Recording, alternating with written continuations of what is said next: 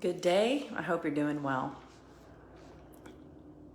I have a few moments before I work with my next client. And if you didn't know, I work one-on-one with people for mobility, which is movement, flexibility, being able to move your body in a way that you desire to move.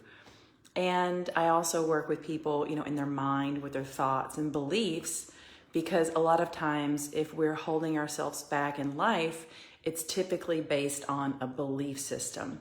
We're so capable of so many things, and 9 times out of 10, it's not that the body is unable to do something, but the mind is also a contributing factor to why the body's not able to do something.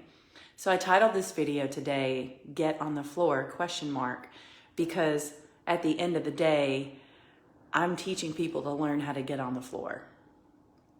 And whether it's a yoga class, a group yoga class, or I'm working with someone individually, what I'm finding in our society, and I guess I've kind of known this for a long time, and probably you as well, we are very comfortable in our society.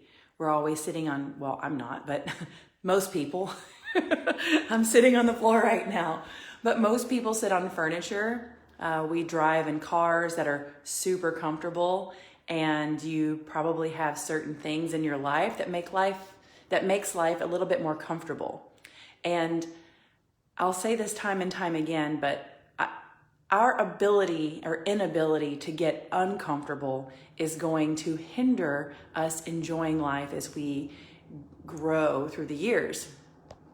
And so this morning I took a hot sauna session, and I got really uncomfortable because it increases the heart rate like a cardiovascular exercise. So when you go into hot temperatures, you can get really uncomfortable. The sweating works really well, and that's great. But right before you sweat, you're gonna be really uncomfortable before you break that nice sweat. And then after I did the hot sauna session, I went outside and took a cold shower. Another thing, just creating this discomfort into the system, but it makes the system stronger. So getting on the floor is going to really change your life. I have many people that have came in for massages, and they want to feel better, and they ask about yoga classes, and they want to get stronger. And I'm like, if you can't make it to yoga classes, the best thing you could literally do is not sit on your furniture for a week. Just for a week.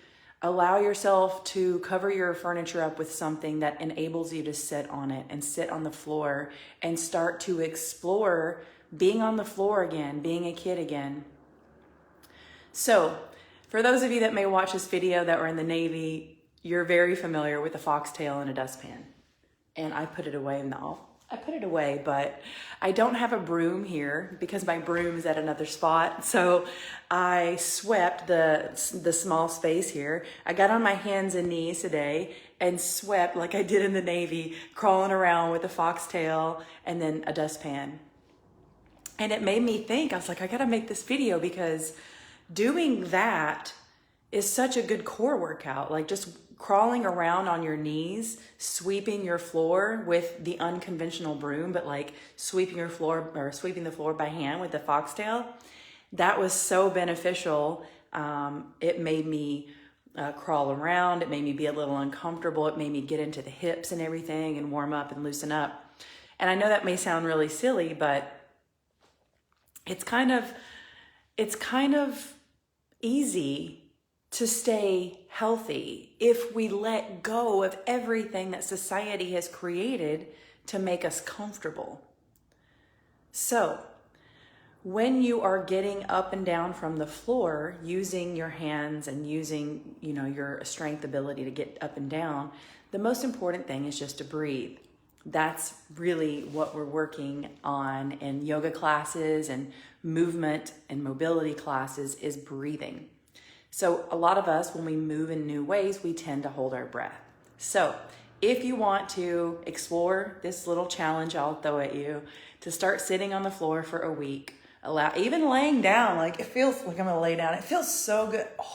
Like my sacrum just cracked a little bit, and it feels really good to lay on the floor. You can lay on your side, you can lay on pillows, but allowing the spine to move in different ways is such a beneficial thing. And also, not only does the body benefit from it, but it's more about the mind. The mind, we grow up and then we forget how to be a child. We forget how to be carefree and move and really enjoy our bodies. So I think that the key to growing older with grace and enthusiasm and vitality is learning how to be a child as we get wiser, as we grow through the years, learning to be excited and learning to be enthusiastic about doing things differently than maybe we were taught. So it's funny, when I went to visit some friends in San Diego, I think a couple of years ago, and they have this beautiful home with beautiful furniture. And I sit in the floor, like when I'm talking to them, they're on their couch. And just like I am right now, I just kind of sit in the floor and hang out. And my friend's husband was like, oh, it's really good to have you around. But again, it's just thinking outside of the box. If you see someone suffering and struggling in your life, you have two choices. You can choose to do things like they do and end up that way.